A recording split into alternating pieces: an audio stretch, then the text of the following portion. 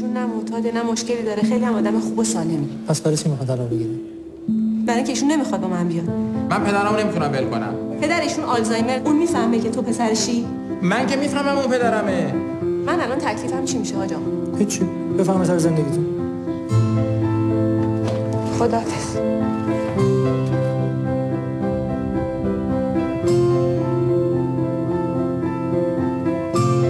برای نگهداری پدرم مهم مزاحمتون بشیم که چی کار داره میکنه؟ چیه؟ بابا داشت میمرد من رسیدم. سلام.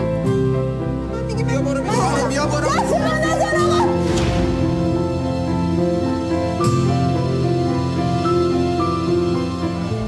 آپارتمان یه زن حامله رو اینطوری از خونش میندازه. من نمیدونستم حامله.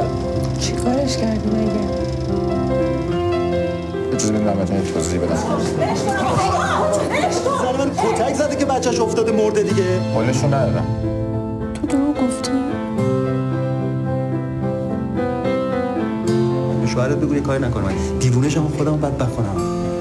اگه فردا زد تو راه مدرسه بچه‌تو کشتی؟ دیگه چیکار کنم؟ شبانه با تو جمع کنم بریم خارج. اتهامت قتله. مگه تو نگفتی جدی نیست؟ جدی شد.